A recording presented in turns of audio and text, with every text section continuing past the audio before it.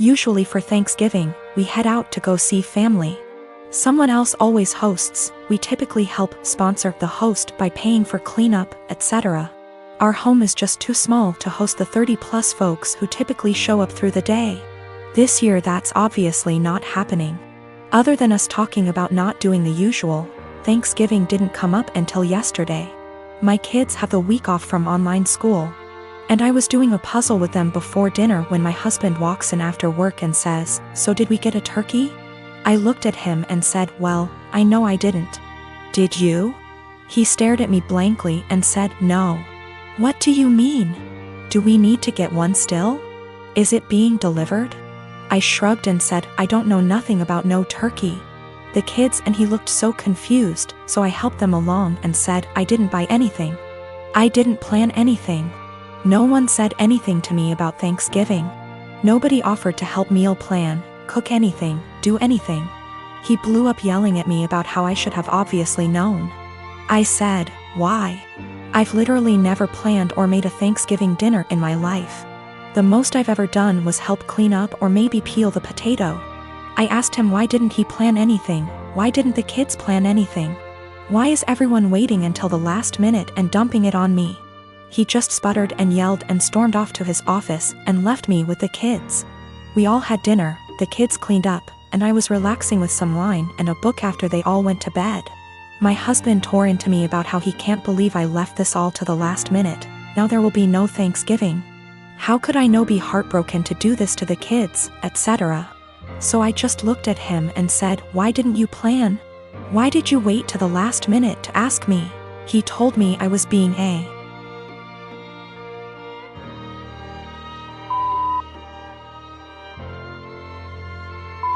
for no reason and stomped off to go sleep in his office. He left without saying a word this morning. I followed up with my kids and asked them if they wanted Thanksgiving. They said they didn't care because the food isn't that good most of the time anyway. I work as well. We split chores, but there's no hard line. I do some, he does some. We both cook, and the oldest cooks as well. I just don't get why Thanksgiving is on my plate. Why, just because I'm a woman?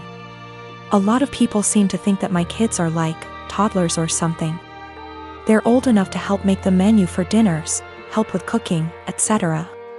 Anyway, I told my husband that if he wants to do some traditional Thanksgiving with all the fattening, carby, salty, beige food, he can go ahead and plan it and I'll help in the same capacity as always. If he wants me and the kids to cook something together, aka a normal, average Thursday, I'll continue with what was scheduled. The kids genuinely do not care. Thanksgiving doesn't mean anything to them. One of them has been asking for us to stay home for years. One of them barely touches the food as it, and the other one only likes to go so she can see her cousins. And she sees them all the time anyway. The middle kid already dug out another puzzle for us and they're just happy they're off school. Also, we don't do Christmas. My sister is severely autistic. She requires attention almost 24/7 and cannot be left alone. She is nonverbal and cannot take care of herself at all. Despite the fact that she is only 12, she is extremely destructive and violent and destroys anything she gets her hands on. I hate her. That should be wrong to say, but it doesn't feel like it. I was only 6 years old when she was born, and since then I've never solely had my parents' attention. Even since I can remember, the world has revolved around her.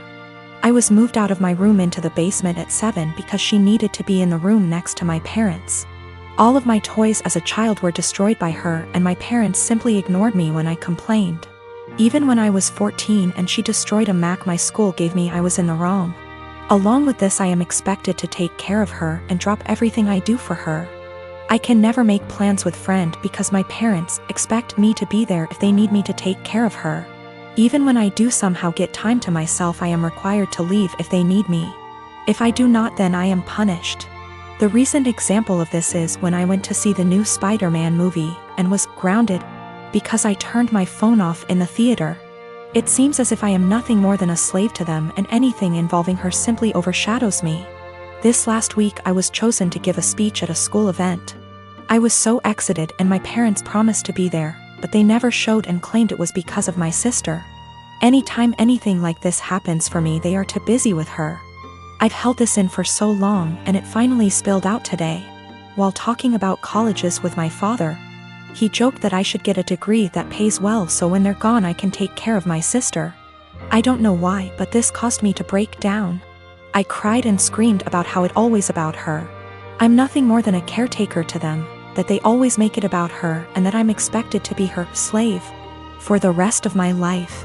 I've locked myself in my room since then and my parents have not come to check on me. It's not her fault that she was born the way she is. My parents came to talk to me a while after my breakdown, but I was unable to bring myself to talk to them and only cried and asked them to leave. They have made arrangements with my grandfather for me to stay with him for the time being and am getting ready to go to his house. My parents want to talk to me, but we have decided it's best I leave for now to have some space and time to collect myself. We will be sitting down and talking later this week about this issue. When my daughter was 14, wife and I decided we would buy a car for her to use on her 16th if she proved herself to be responsible, got good grades, etc. There would be a contract of sorts to ensure we were all on the same page. The stipulations were continuing good grades, good attitude, she could only bring one friend with her somewhere, to begin with. We had to know where she was, and the obvious too, don't drink and drive, and don't text and drive. We made it clear that we were buying the car, but it was for her to use. We got the car, a 2012 Honda Civic.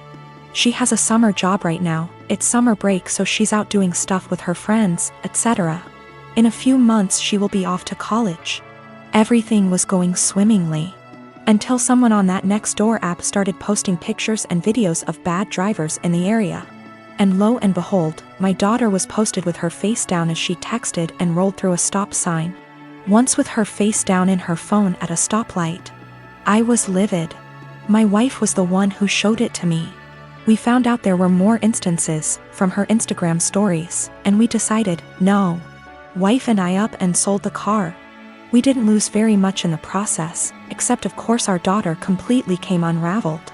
It's so unfair, I didn't hurt anyone, everyone's doing it. How am I supposed to get to work? What about when I go to college? Well, we said no, it's not unfair, you hurt us by being a shitty, irresponsible driver. No, not everyone's doing it. You can walk, ride your bike, or take the bus, and as for college, you don't need the car to get to and from classes, and again, ride your bike or walk. She tried to play the "how can you send your daughter to college without her safety in mind?"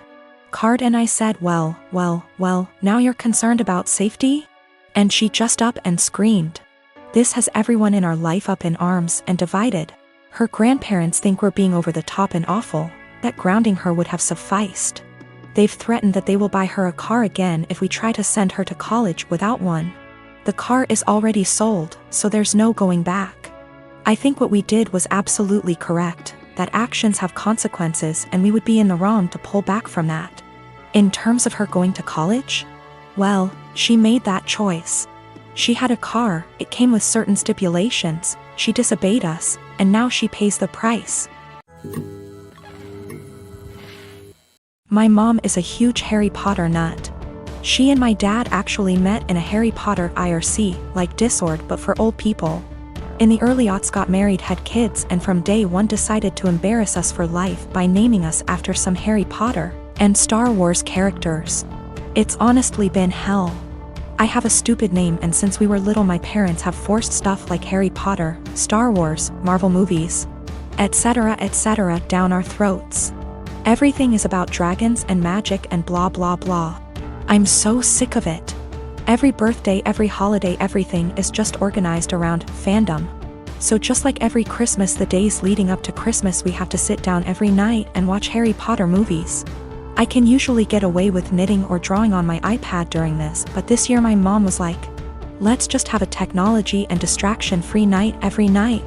I arranged to go over to my friend Missy's house instead for like 2 nights. Missy's family is normal and likes things a normal amount. My mom got really mad and started talking about how it's a family tradition and how I'm basically rejecting her, and went on her whole thing about how you wouldn't exist if it wasn't for Harry Potter. I finally had it and just yelled, I don't like Harry Potter. I don't like Star Wars. I couldn't help it, I started crying because I was just so frustrated, because everything always has to be about Harry Potter, this, Star Wars, that, and now that we're all older they started doing Game of Thrones. Everything is centered around some kind of movie or TV show or book series. Just once is, I want my family to band around something that doesn't have to do with media or these nerdy things. We live in Utah where we have like 5 national parks, and even though I ask every year for my birthday, well, my sister called me saying that mom was angry and to just come home and to stop with the theatrics. I told her that I'm sick of having all this old nerd stuff cramped down my throat, and just once I want to have a normal time watching normal Christmas movies and not having to pause for lightsaber battles.